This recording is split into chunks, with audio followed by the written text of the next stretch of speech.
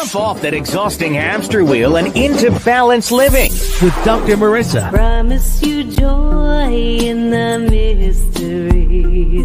Dr. Marissa, also known as the Asian Oprah. Her mission, to be a beneficial presence on the planet. Her purpose, to be your personal advocate to live, laugh, love, learn. Her life motto, don't die wondering. Take back your life with Dr. Marissa Pay.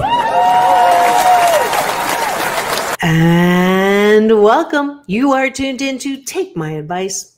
I'm not using it. Get balanced with Dr. Marissa, the morning show here on NBC News, CNBC News, and NBC Sports radio station KCAA, AM 1050, FM 102.3, FM 106.5, and streaming everywhere. iHeartRadio, Spotify, Stitcher, Spreaker, Amazon Music, Audible, iTunes, TuneIn, and more. And this is a show about hope and happiness because I want you to start your day in the most positive way.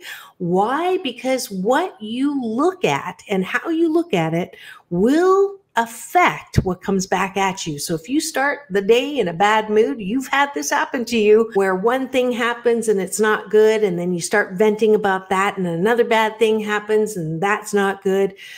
People don't understand that you actually are part of the influencing of what you see. It's the law of attraction. It works whether you believe it or not. It's kind of like gravity. You don't have to believe it. If you jump off a cliff, you will fall.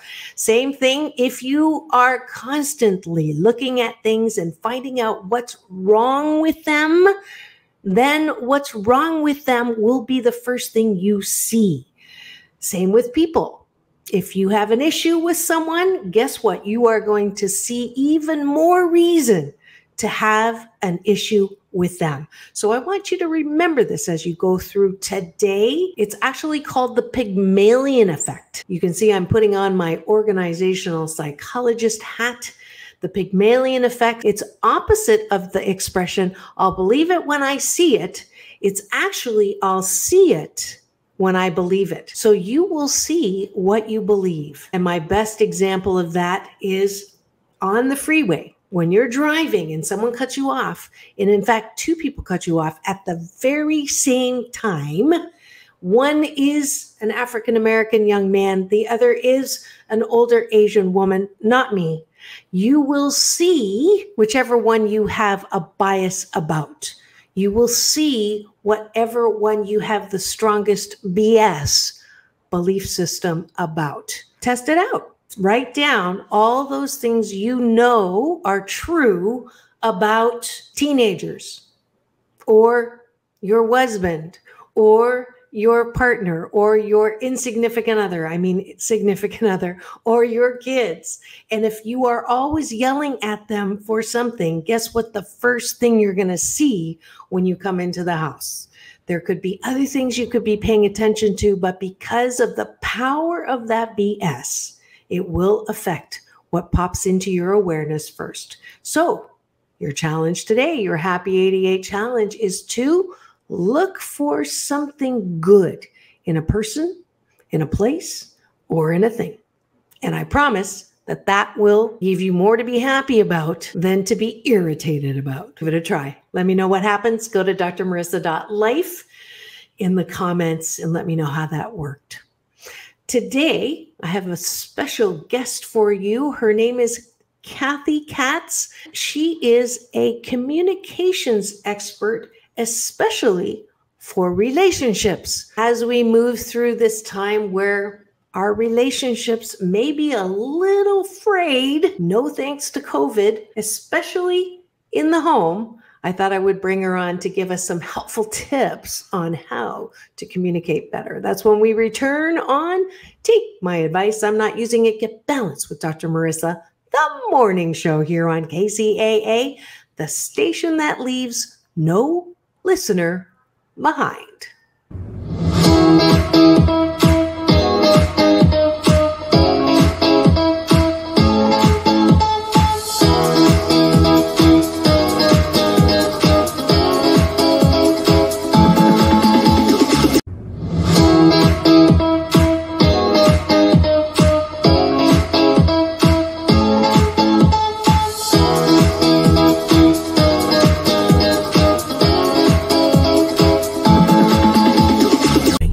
Take Back Your Life with Dr. Marissa Pay. And welcome back. You're tuned in to Take My Advice. I'm not using it. Get balanced with Dr. Marissa, the morning show here on NBC News, CNBC News, and NBC Sports radio station KCAA, AM 1050, FM 102.3, FM 106.5, and streaming everywhere, including my YouTube channel, where not only do you get my past 642 shows, but also my red carpet playlist with interviews with people like Halle Berry, John Travolta, Quincy Jones, don't mind some name dropping.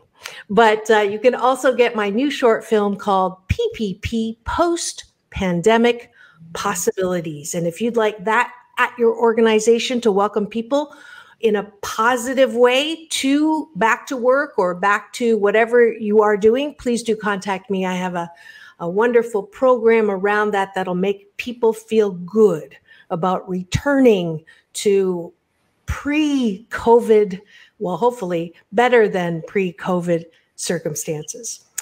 And you know me, I love to balance out all the bad news out there, balance out all the things that you hear on the news about people doing bad things, and you listen to it and you end up saying, what's wrong with people? Well, I bring guests and topics to the show that you're going to say, oh, what's right with people? And today is absolutely no exception.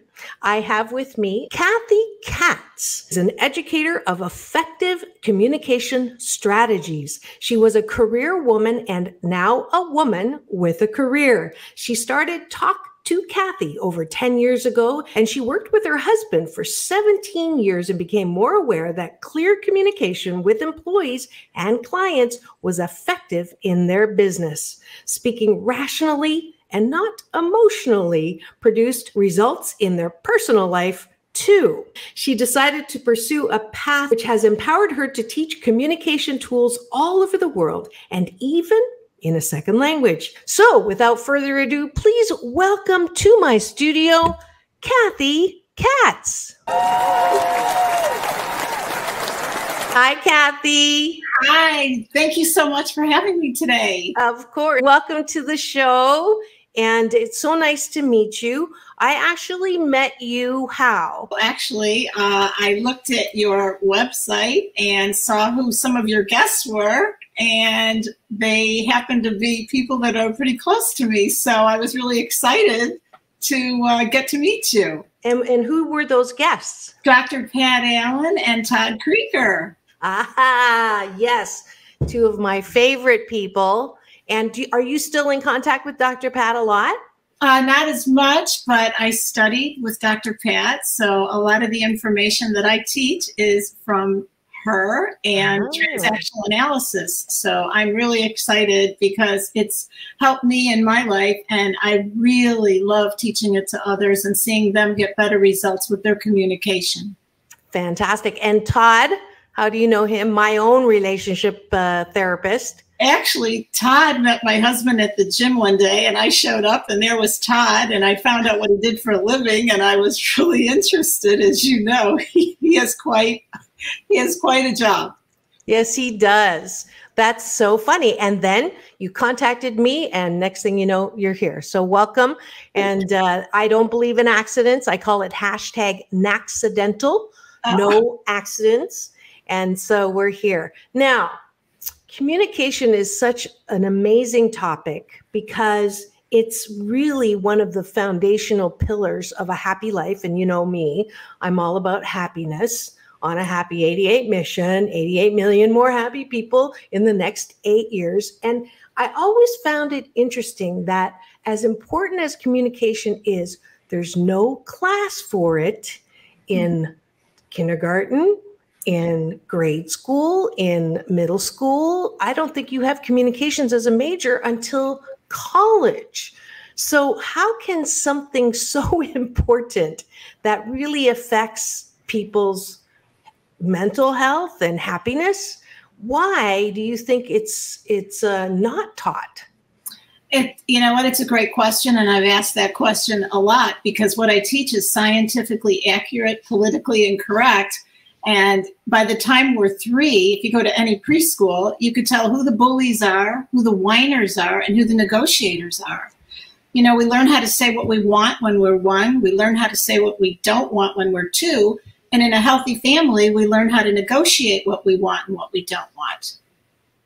And most families are not so healthy. I always say family dysfunction. I love to put the fun back into family dysfunction. But it's, you know, and you do what your parents do. And most of the time your parents weren't that great at it either. So the habit or the pattern perpetuates. Well, my parents were from Italy. So I was raised in a home where there was a lot of yelling going on, but it was their way of communicating. They yell when they talk. And a lot of my friends would say, oh my gosh, are your parents okay? They're always yelling. But it was just the culture. So, but some families, you know, they're afraid to talk. They're not allowed to have a say. They're scared. And I was fortunate, you know, I came from very loving parents. And I basically, what I do is I'm kind of reparenting sometimes when people come to talk to me. I give them permission to really be themselves and know that there's a prize and a price tag for every decision they make.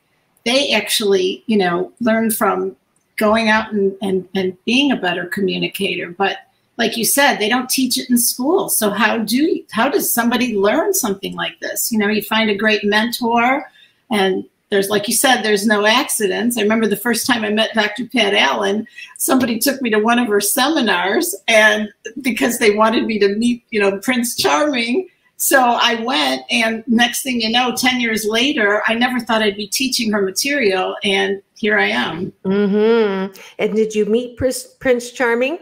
Oh, yes, but not till I was 40 years old. Like I said in the bio, I was a career woman. It was all about making money. No time, no time.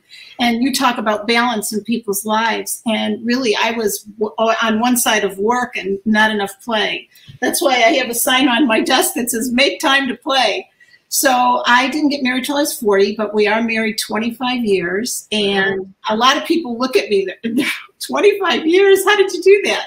And then I add to that I actually worked with him. His desk is like, you know, 3 feet away from mine. But, you know, it takes a lot of self-discipline and, you know, making good agreements. You know, when you're married and you have a business, you really are tested to know how to take your time and manage it appropriately. So I tell women mostly, take off that masculine energy side when you walk in that front door, you know, that do good to feel good, and go back into feeling good to do good. And, you know, like I said, it had some challenges, but we, you know, we sold the business, and now we're, you know, semi-retired, having a good time doing what we enjoy. Wonderful. So would you say there might be listeners right now who have not heard my interviews with Dr. Pat Allen, although I have to say my #1 most viewed video on my channel is with Dr. Pat Allen. And it's like 25,000 people have, you know, gone there. She's so clear and consistent in her message. She pisses off a lot of feminists. She really, Oprah calls her the comic mother superior because she just like says what she wants to say. And she was the therapist on Bravo's Millionaire Matchmaker.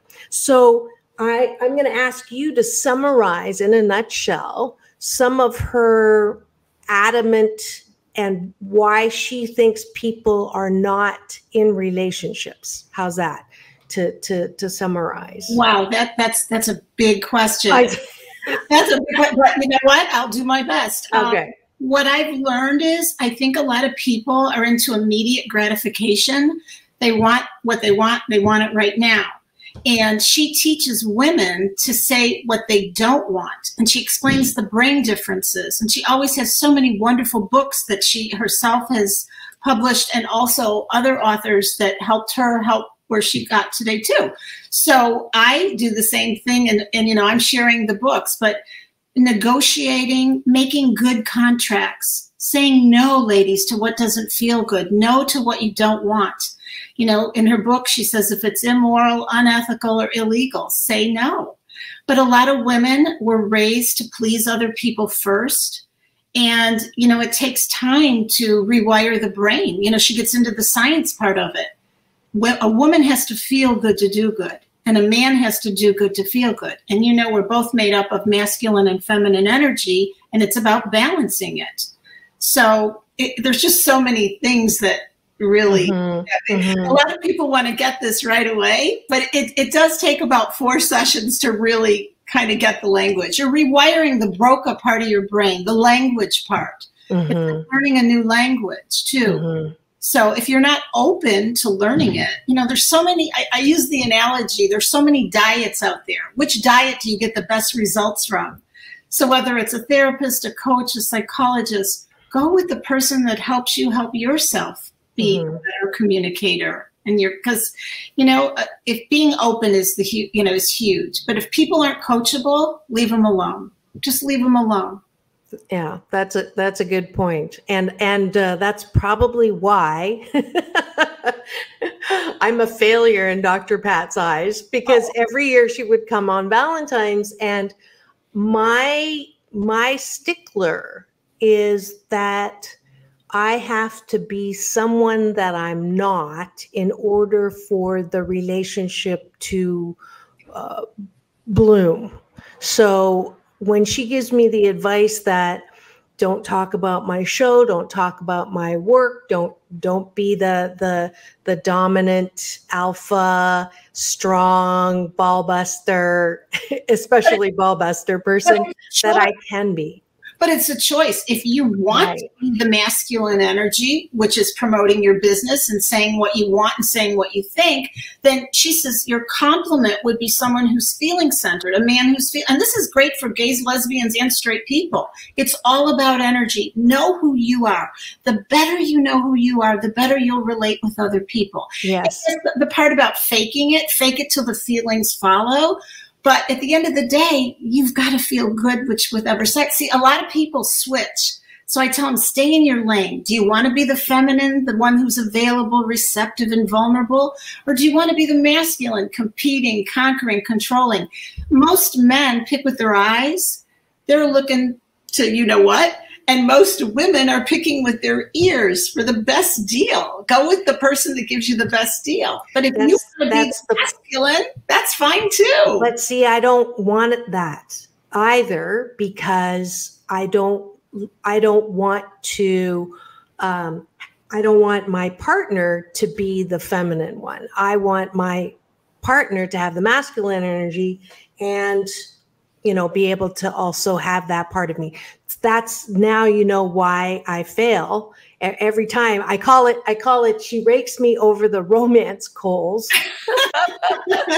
because it's just, for me, it's I don't like the either or, you know, I'm always around. I want both, or I want, and I can't, according to her. And she's pretty much correct, because I'm single and I'm happily single, and I really like myself and I enjoy my company. I'm my best date, and compromise is not in my vocabulary. And therefore, you know, maybe on Valentine's I'll go, oh, I guess it would be nice to have, you know, whatever.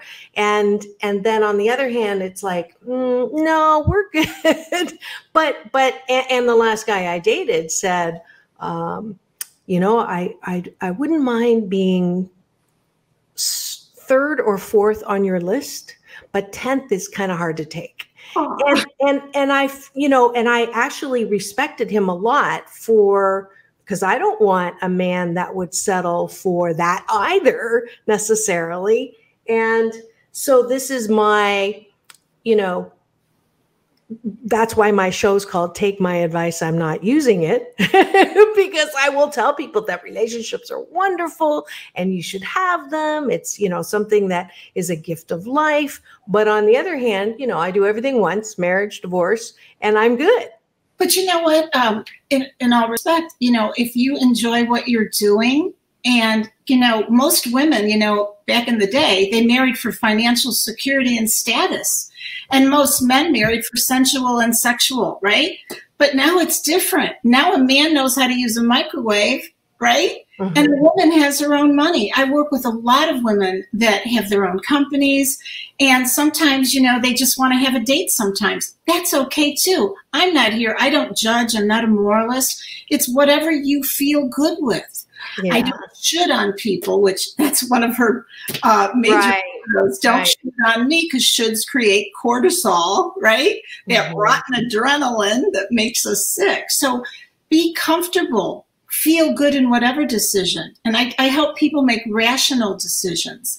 Feel, think, act, right? Instead of feel, react, think later, which is emotional. Because feelings aren't negotiable, right? So, but isn't it human nature to react with emotion? Isn't that just part of our makeup? Wow. I've never been asked that before. Really? Yeah, I've never been asked that. No. I love it. But as women, we are feeling-centered people. But men have a feminine side too. You'll never meet a man as tough as a woman is inside, and you'll never meet a woman as sensitive as a man is inside. So we're both, and then the hormones come in. The hormones, when you reach that beautiful age 50, which I passed a long time ago, the estrogen goes down on women and we become more productive, right? And men, they become more feeling-centered. They're testosterone. And I know they have supplements and all that good stuff, but based on science, so she teaches a language that corresponds with the energy. And that's what's so fun, because they say that actually when you learn a new language, it's supposed to keep you younger, right? Well, I'm ageless. So when you said the whole cutoff line with the hormones, you notice I didn't admit anything or say anything because I am ageless. But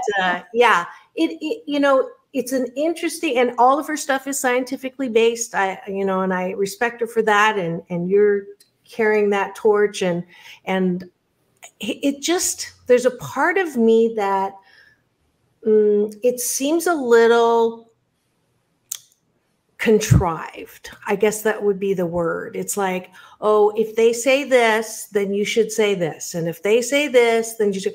And so it goes back to that chafing around, why are relationships so difficult? Why do I have to learn a new language? Why do I have to, work at anything? Why doesn't, it's supposed to be easy? Why are relationships this difficult? Why is communication so difficult? And I say that not to fight you. I have this same, fight because it is work. It is, and my rule has always been, if you get along with the person 80% of the time, and it's good 80% of the time, you've got a great relationship. And the 20% of the time, that's your work. That's the time where you're going to have to say something you really don't want to say, or think about something you don't want to think about. But what most often happens with my relationship clients is they'll say, yes, I'm good 80% of the time. I'm good with them. And then, but there's this one thing, and that encompasses way more than 20. Or you think it's 20? Speaking of a deal breaker, because all of us have deal breakers, which is totally not acceptable. So you got a women, ask them, what is your deal breaker? What is absolutely not going to work? And then you were saying 80%. We talk about 51%. Are there? Oh my goodness! What are the liabilities? That 1%. What's that one reason, what is it what's keeping you there? And, a marriage is a business, okay? It's a business. And I'm going to stop you right there because we have to take a break. But when we come back, we're going to talk about the business of relationships and deal breakers, because we have Cathy Katz here. She's a communications expert. You can find her at www.talktocathy.com. But we'll be back with more advice on how you can have a better relationship. So don't go away. We'll be right back on Take My Advice. I'm Not Using It. Get Balanced with Dr. Marissa. the morning show here on KCAA, the station that leaves no listener behind.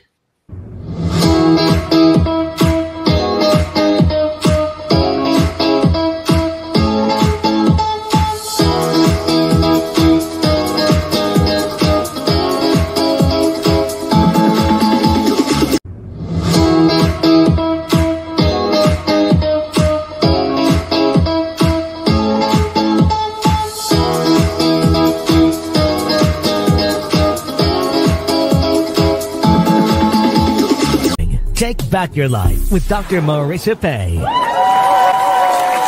And we're back. You're tuned into Take My Advice. I'm not using it. Get balanced with Dr. Marissa, the morning show here on NBC News Radio, KCAA, AM 1050, FM 102.3, and FM 106.5, and streaming everywhere, over 100 countries with www.kcaaradio.com, and then on all of the social platforms, iHeartRadio, Spotify, Stitcher, iTunes, TuneIn, Audible, Amazon Music, and more. Because I want the maximum splatter zone to fulfill my Happy 88 mission, 88 million more happy people in the next 8 years. And if you'd like to be part of that mission, go to www.drmarissa.life. And if you do, you'll get a free happy tip sheet with some alphabet soup to help you feel happier today. And we have a special guest who is helping us understand how to get more of what we want in our relationships by learning some communication tips and techniques that she learned from Dr. Pat Allen. And those of you are laughing now because you remember my interviews with Dr. Pat Allen, where she rakes me over the romance coals. So welcome back to the studio, Cathy Katz. And welcome back, Cathy. And we were talking about deal breakers and business relationships. So what would you say is the top 3 things that are, I don't want to say acceptable because it sounds like that should and shouldn't, but the top 3 things that you've seen in your clients that really are deal breakers? Probably the number one deal breaker that I've heard is probably alcoholism or addictions to drugs, things like that. Some people don't want someone with children. Another one is smoking. They don't want someone who smokes. So those would probably be the 3 that I've heard the most. And would you say that in a lot of those situations, would it be the majority that knows that person is a smoker and is a cheater or is an addict and get with them anyways and try to change them?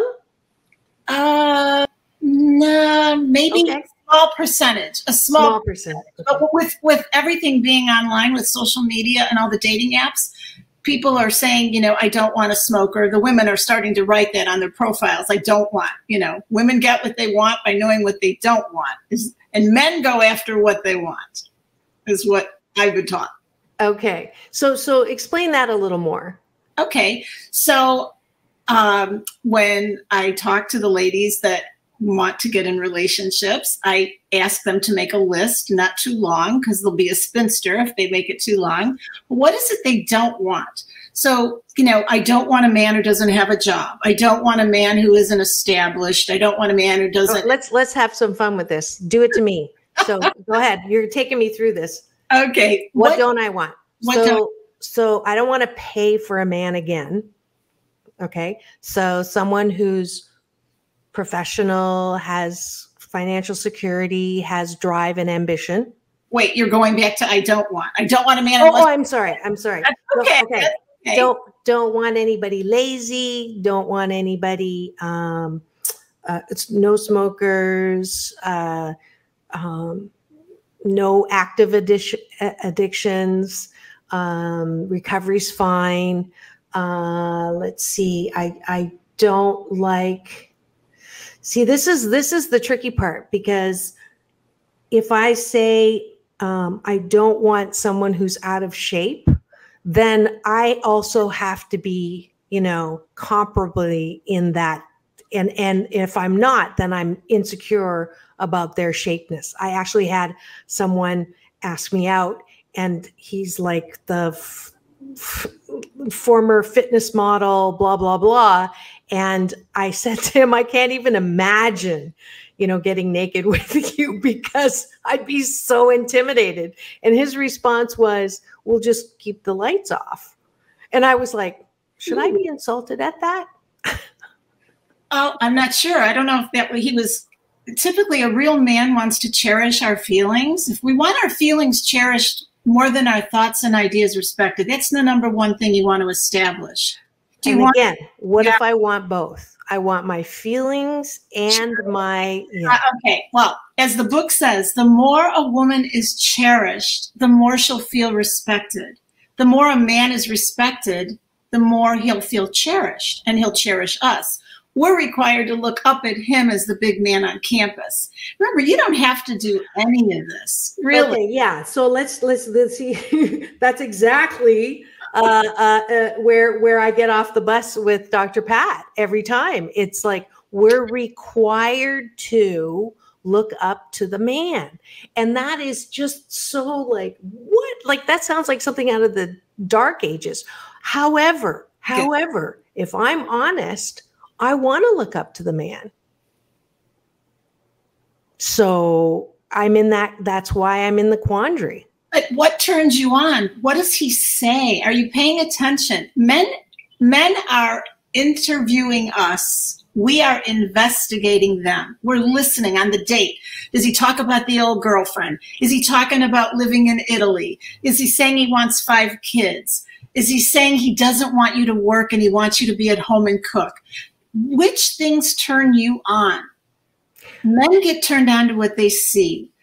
Are you keeping your body in decent shape? I mean, she says, you have to feel good in your own body, Yeah.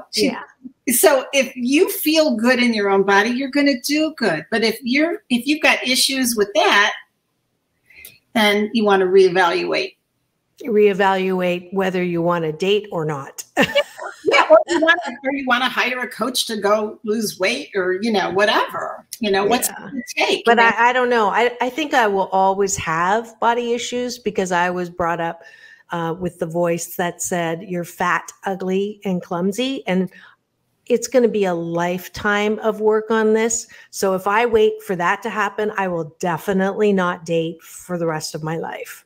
That's the thing. And to answer your question, what turns me on is when I hear about their successes, when I hear about what they've done, when I hear about, but at the same time, I like it when they honor and revere and respect what I do and it's a really slippery line there. It is.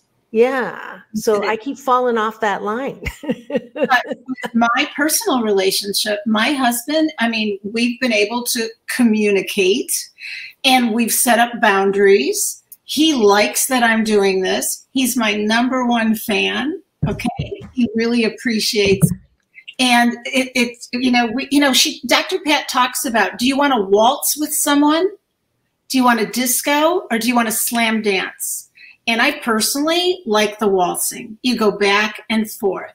You go back and forth. Because remember, we're both masculine and feminine and the whole balance thing. It really is, it's almost magical when it's working. Mm-hmm. I don't think I've had that magic ever, to be honest. So that's the thing. It's almost unimaginable because the PTSD from the very expensive marriage will always sort of be there. And, Dr. Pat will say, well, you just need a toy boy or someone who you can, play with and who's very attractive and turns you on that way.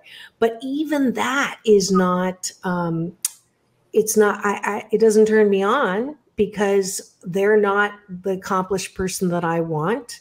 And, they're almost too like, wow, look at you. I don't want that either. No, that's two equals competing with. You want someone who compliments you. Yeah.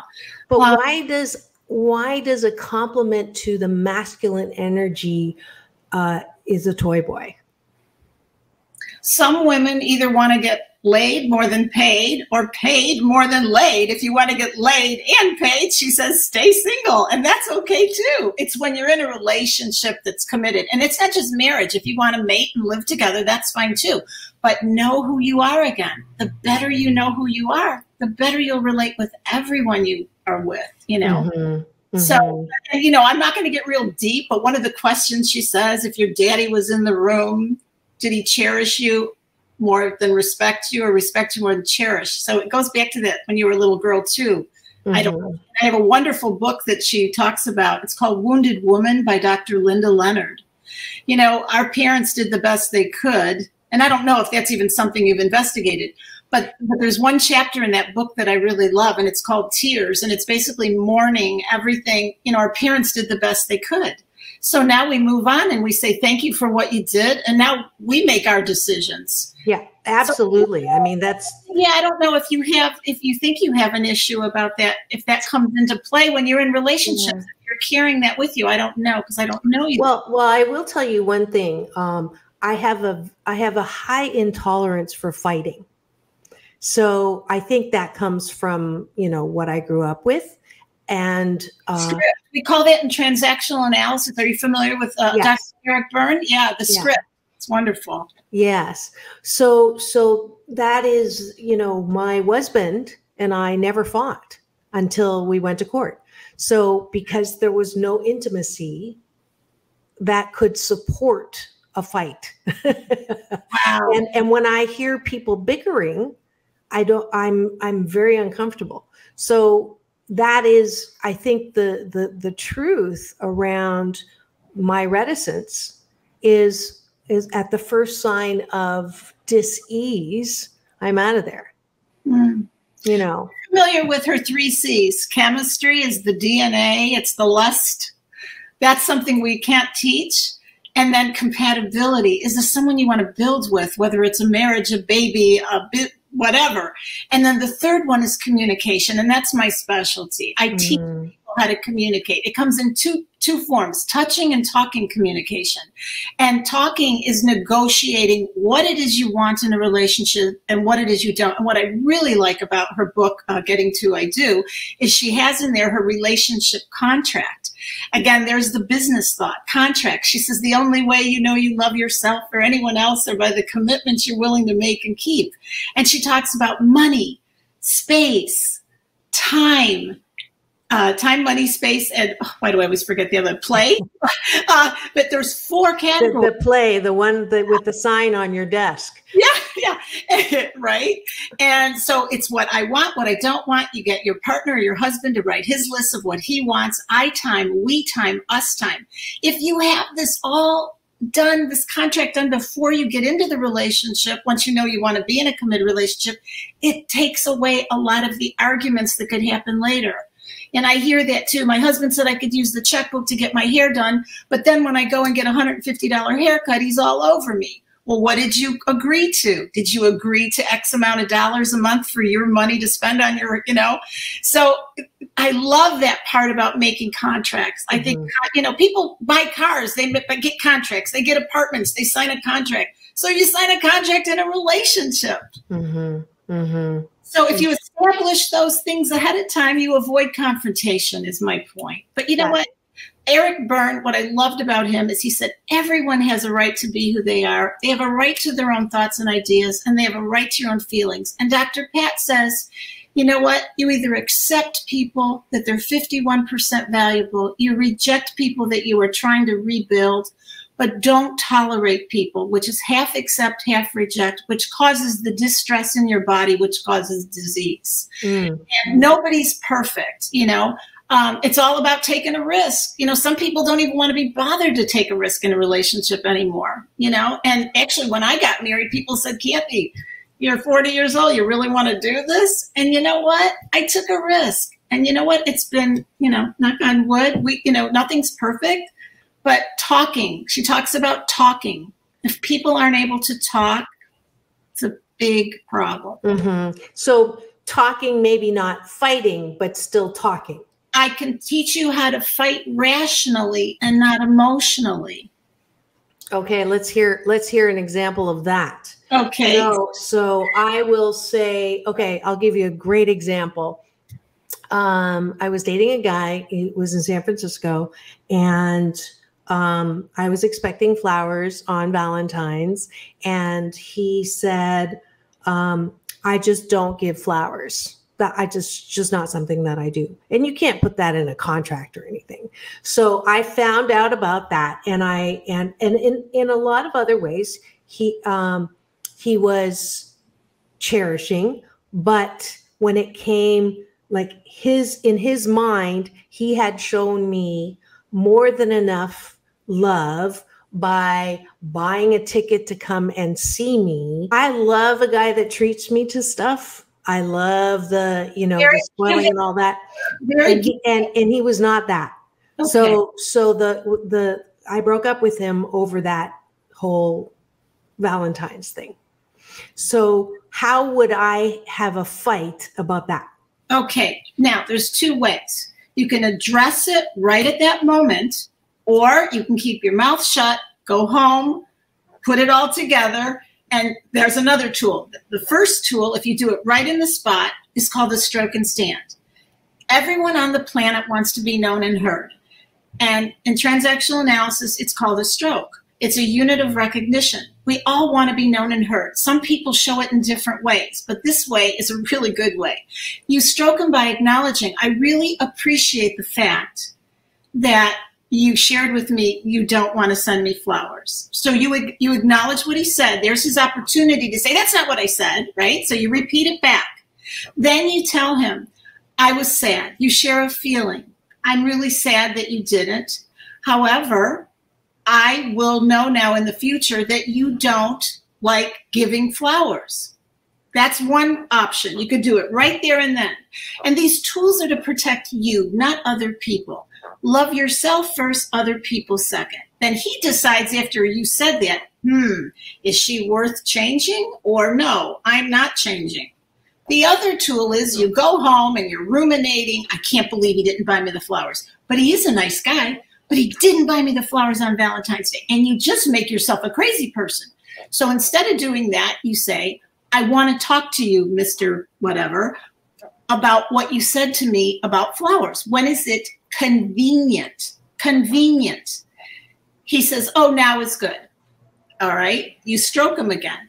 I really appreciate the fact that you shared with me that you don't give flowers. However, I'm sad, and I'll feel better if I knew the reason why you don't want to give me flowers. Okay.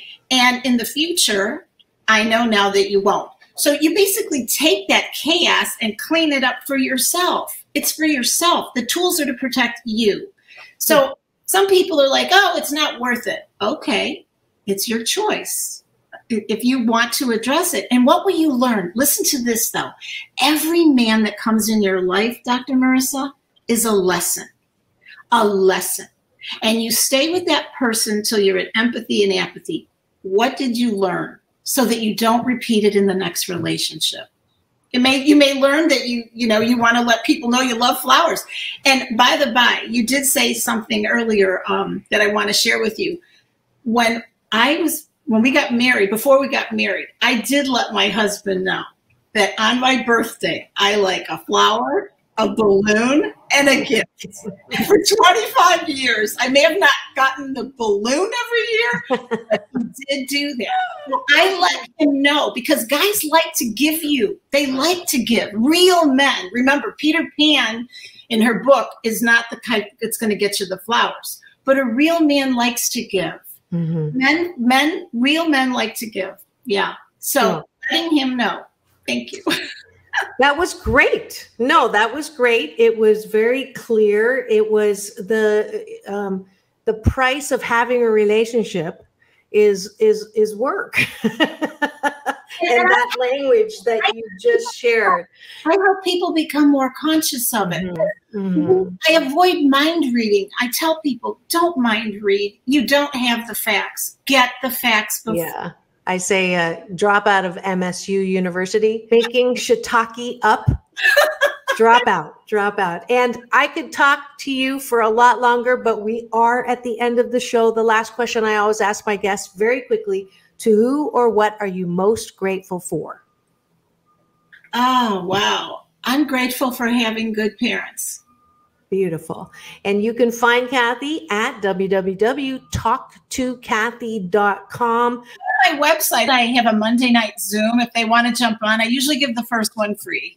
Oh, okay. I wish you the very best. It was wonderful to meet you. Had a great time talking to you. Thank you. You're welcome. Tell your audience one of Dr. Pat's quotes: lovable women are more productive than productive women are lovable. And that's you. You are so lovable. And that's why you're so successful. Thank you. Aww, thank you. So All right. This is what I do at the end of every show. If you could put your peace sign up, it's all about balance. Peace in, peace out. World peace through inner peace.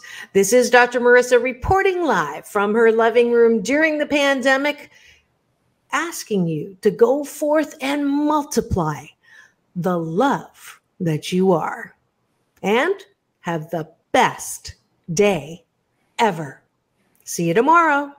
Tonight, we're wrapping up Women's History Month with a story about a woman whose mission is to spread happiness. Dr. Marissa Pei is a survivor of childhood trauma and a reformed tiger mom. She's an accomplished woman who has endured hardship, but she says she's also found a path to happiness. I'm Dr. Marissa, and I'm making history in spreading happiness. I was born in a little town, a little German town in Canada. My parents came from China, and they wanted me to blend in as much as possible, so I was told, don't speak Chinese. So I learned actually to lie about who I was. People would say, are you Hawaiian? And I'd say, yes, because Chinese was just not a good thing to be. I had a tiger mom, and in an effort to motivate me, she would say that I was fat, that I was ugly, and that I was clumsy. To prove she was wrong, I started modeling, and I dropped 40 pounds in like less than a year, and unhealthy. I was constantly trying to prove that voice wrong. And this is a show about hope and how to be happy. So that began my own journey to shift from blaming to, wait a minute, there is a role in pain in life. And what I've realized is pain in life chisels us into more and more good, more and more expansion, and more beauty. Yes, now I am known as the Asian Oprah. And the first time someone called me that, I went, oh, whoa, way too big shoes to step into. One of my teachers is Michael Bernard Beckwith, and he's a very good friend of Oprah's, introduced me to Oprah as, this is the Asian Oprah. And I'm like, and she looked at me, and she looked down, she looked at me, smiled, and said, nice pants.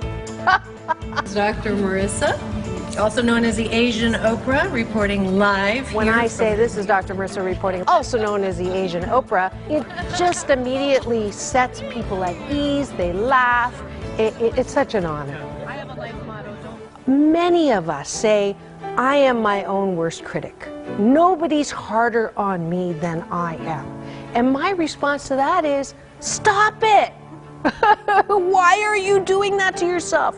You have to be your biggest fan, because if you can't at the end of the day say, I did a good job, who is? We don't have to constantly be angry at the things that are wrong. Why don't we choose to be happy about things that are right? We have the choice. That's our muscle. And life is so amazing if we can see it. Dr. Marissa says the road to happiness starts with your mind, and you should end your day by reminding yourself of 8 things you successfully accomplished.